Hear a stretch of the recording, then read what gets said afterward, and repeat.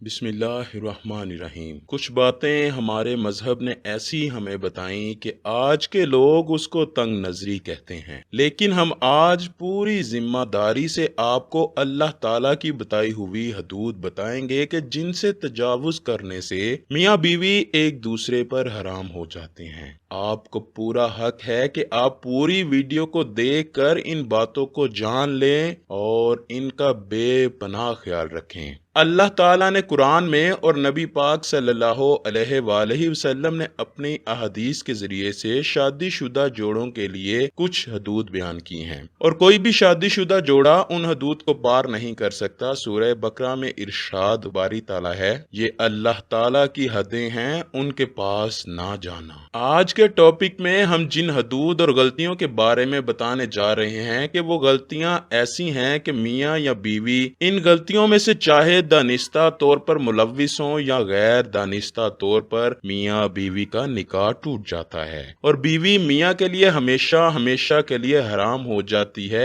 इसलिए इन गलतियों और हदूद के बारे में जानना हर शादीशुदा जोड़े के लिए लाजिम है, ताकि वो अपने आप को ऐसी गलतियों और गुनाहों से दूर रख सकें, ताकि उनकी जिंदगी में ऐसी पेचीदगी की नौबत न आने पाए। ये गलतियां और गुनाह कौन कौन से हैं, इस बारे में अब हम मुकम्मल तफसील बयान करते हैं। निकाह टूटने की सबसे पहली वजह इस्लाम में जो बयान की गई है वो मौत है। मियाँ या बीवी में से जैसे ही किसी एक की रूह परवाज कर जाए तो उसी लम्हे निकाह खत्म हो जाता है और बीवी शोहर पर हराम हो जाती है। दूसरी वजह खुला है, जिसमें मियाँ बीवी बाहमी तौर पर तलाक लेने के लिए राजी हो जाते हैं। तीसरी वजह ईला है, जिसमें शोहर अपनी बीवी से 4 माह हम बिस्तरी ना करने की कसम खा ले और इस कसम के बाद वाकई ही 4 महीने हम बिस्तरी ना की जाए तो निकाह टूट जाता है। ये याद रहे कि जरूरी है कि शोहर कसम खाए, बिना कसम खाए हम बिस्तरी ना करने पर तलाक नहीं होगी। चौथी वजह जिससे निकाह टूट जाता है वो है लान, जिसमें शोहर अपनी बीवी को जना करते हुए देख ले, और लान ये है कि शोहर 5 दफा कसम खाकर बताए मैं अपनी बात में सच्चा हूँ, अगर मैं झूठ बोलूं तो अल्लाह की लानत हो मुझ पर। इसी तरह अगर शोहर 4 साल से ज्यादा अरसे से गायब हो जाए तो काजी उसकी बीवी को निकाह से आजाद कर सकता है। ज़ौजैन में से अगर कोई भी दीन इस्लाम से मुनहरफ हो जाए तो तब भी निकाह टूट जाता है। इसी तरह अगर मोतबर जराए से ये पता चल जाए कि मियाँ बीवी दोनों आपस में रजाई बहन भाई हैं तो काजी दोनों में लाजमी तफरीक करवा दे।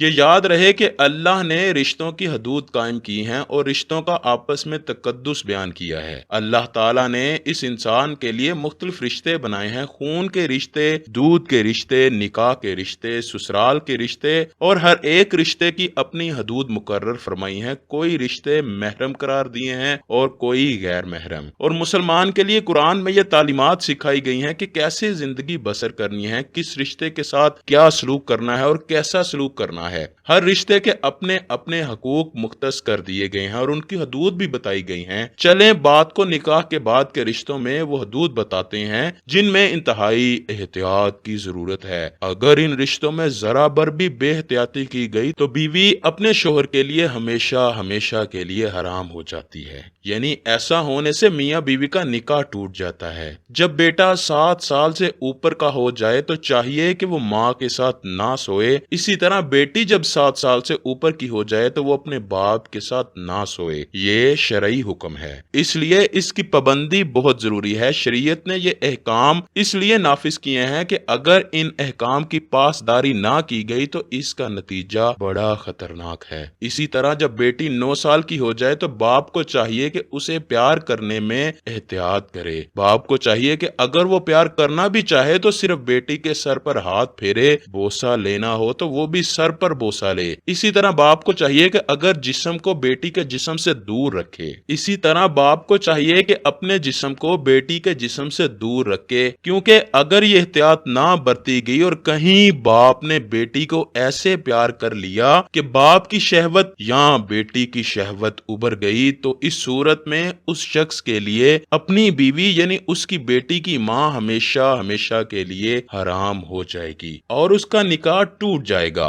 اور یہ حکم ماں اور بیٹے کا بھی ہے، اس لیے ہماری اپنی بہنوں سے گزارش ہے کہ وہ بھی اپنے بیٹوں سے پیار کرنے میں احتیاط برتیں، احکام شریعت کے مطابق ان کو اپنے بستر سے اور اسی طرح بہنوں کے بستر سے دور کریں۔ آج کل دین سے دوری اور اسلامی تعلیمات کو نہ سیکھنے کی وجہ سے پہلے لاڑ پیار میں بچوں کو بگاڑا جاتا ہے، ان کو ان کی حدود نہیں بتائی جاتی اور پھر بعد میں رونا رویا جاتا ہے جو بے سود ہوتا ہے۔ اسی لیے ضروری ہے کہ بیٹے کو 7 سے اوپر ہونے پر باپ کے پاس سلایا جائے لیکن ماں کے پاس نہ سلائیں، اور بیٹی ماں کے پاس تو سو سکتی ہے لیکن باپ کے پاس نہ سوئے۔ اسی طرح ایک اہم رشتہ ساس اور داماد کا ہے۔ اگر نکاح کے بعد شوہر اپنی ساس کو ماں سمجھنے کی بجائے بدنیتی سے کام لے جس سے وہ ایک دوسرے کے قریب آ جائیں اور ان میں شہوت ابھر آئے تو بیوی اس پر ہمیشہ ہمیشہ کے لیے حرام ہو جاتی ہے۔ جو حدود شریعت نے طے کی ہیں ان حدود کی پاسداری کرے، کیونکہ نکاح صرف بیوی کے ساتھ ہوتا ہے اور اس کی زوجیت کے لیے صرف اس کی بیوی حلال ہوتی ہے، لہذا باقی سب رشتوں کے ساتھ برتاؤ میں ایک مرد کو بڑے احتیاط کی ضرورت ہے۔ اب سسر کے لیے حکم ہے کہ بہو کو اپنی بیٹی جیسا سمجھے، اس کو بیٹی کا درجہ دے۔ اب جس کو دین کی سمجھ ہوگی اور شریعت کی سمجھ ہوگی تو وہ ان رشتوں میں جو فاصلے طے ہیں ان کی پاسداری کرے گا، لیکن جو شرعی اصولوں سے ناواقف ہوگا وہ ان کی پاسداری نہیں کرے گا۔ اسی طرح اگر سسر اور بہو میں شہوت کا رشتہ قائم ہو جائے تو تب بھی نکاح ٹوٹ جاتا ہے۔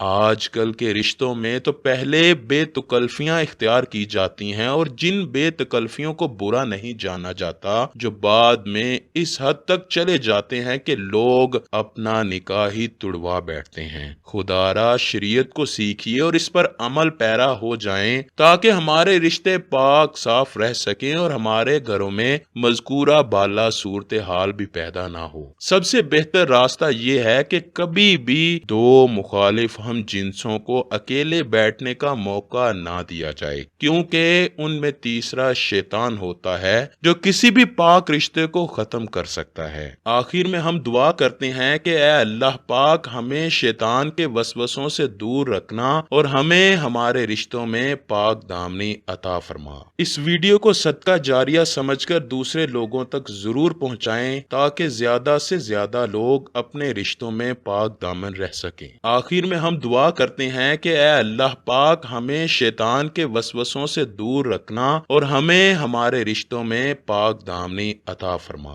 اس ویڈیو کو صدقہ جاریہ سمجھ کر دوسرے لوگوں تک ضرور پہنچائیں تاکہ زیادہ سے زیادہ لوگ اپنے رشتوں میں پاک دامن رہ سکیں۔